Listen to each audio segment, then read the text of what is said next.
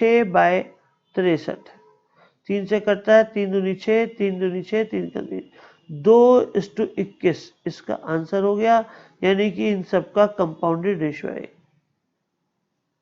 चलिए जी,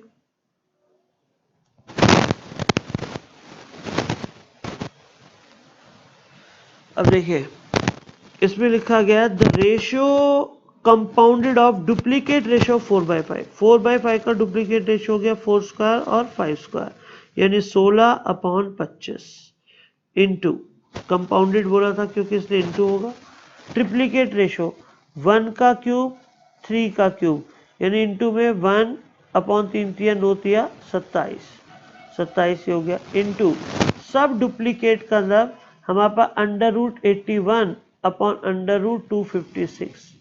तो अभी जैसे 81 का अगर हम अंडर रूट करें तो 9 आता है, और अगर हम 256 का अंडर रूट करें तो हमारे पास 16 आता है, इंटू एंड सब ट्रिप्लीकेट मतलब 125 का क्यूब थर्ड क्यूब रूट और 512 का भी थर्ड क्यूब रूट।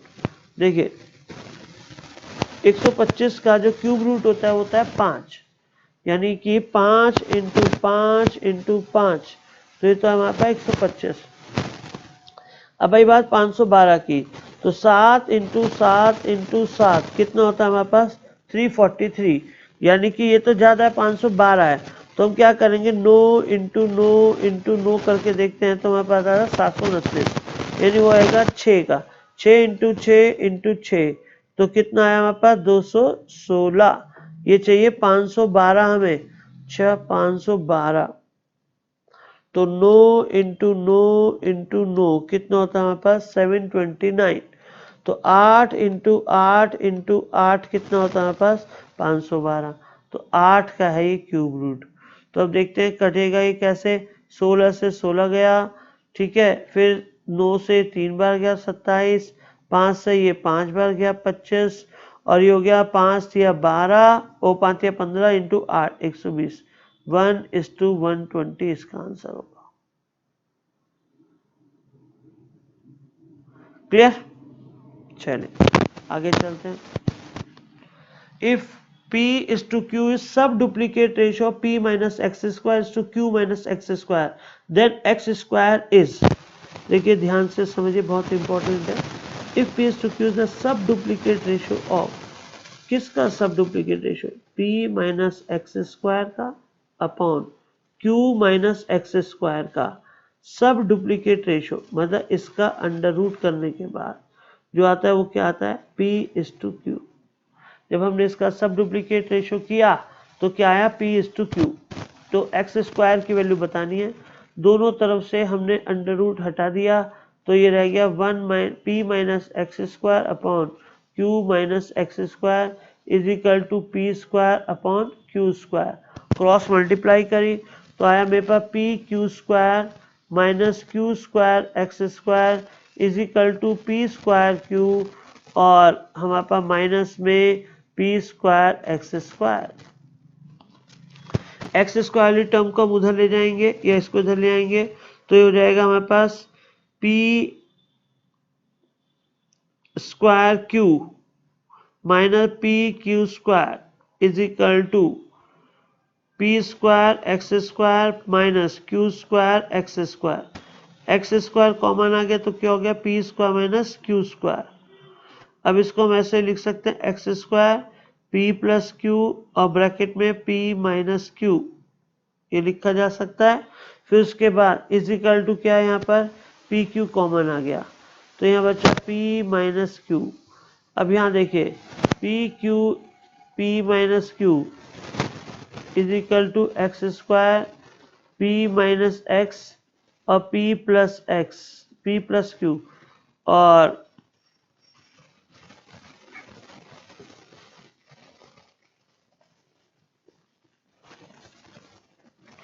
यहाँ से अब क्या होगा P माइनस Q से P माइनस Q पूरा कट जाएगा, और एक्स स्क्वायर की वैल्यू आ जाएगी हमारे पास PQ अपॉन P+Q। डन, ये हमारा आंसर हो गया, जो ये आया हमारा PQ अपॉन P+Q। चलिए देखिए मैं लिखता हूँ 2s minus P upon 3t minus P का होल स्क्वायर। ये डुप्लीकेट रेशो हो गया।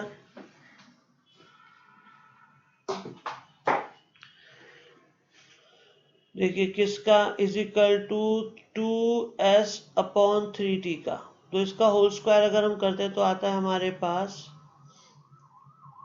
4s square plus p square minus 4sp upon 9t square plus p square minus 6pt is equal to 2s upon 3t।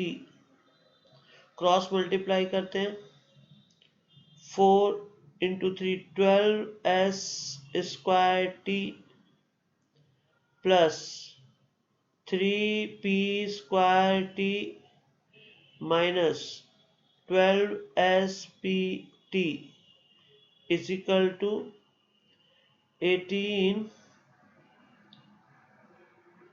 st square plus 2sp square minus 12spt।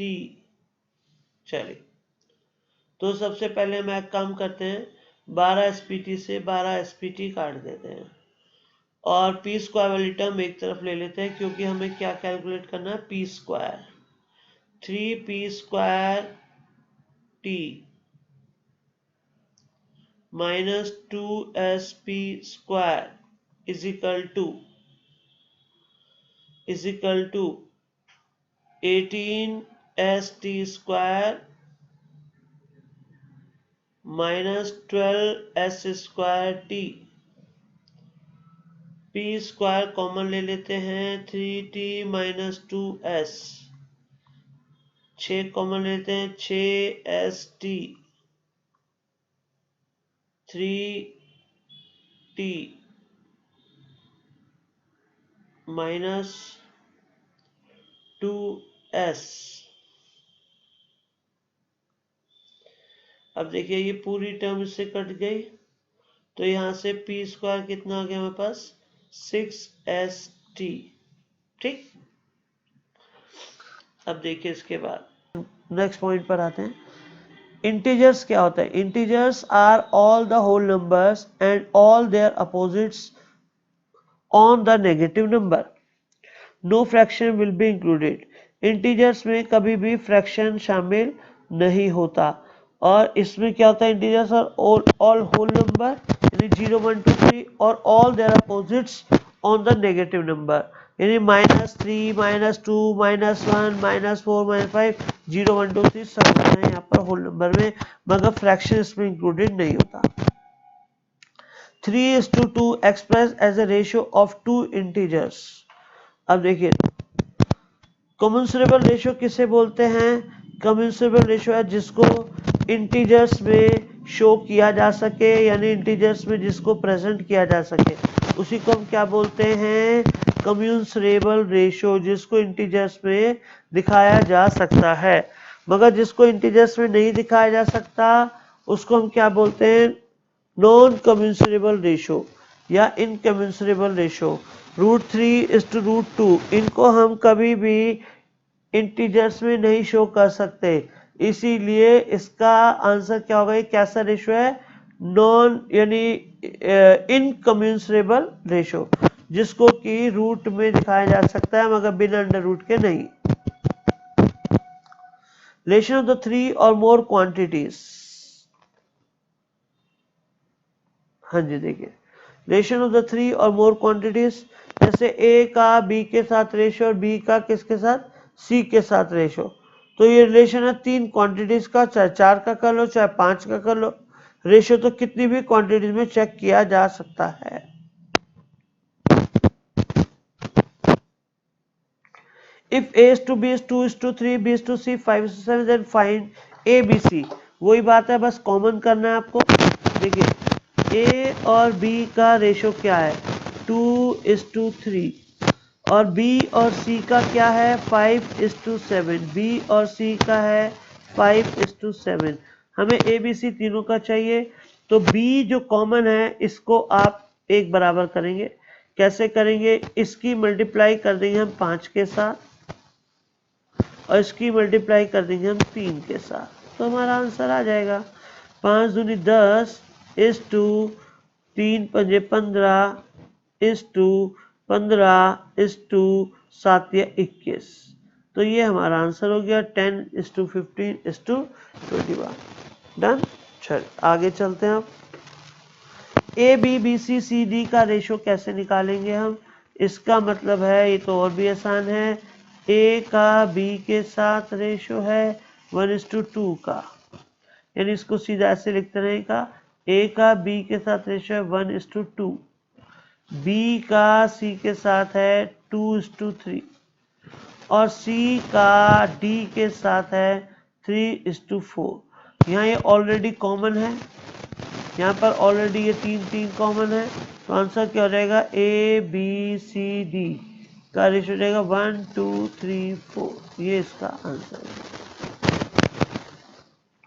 चलिए proportion, ठीक है, अब शुरू करेंगे proportion. Thank you.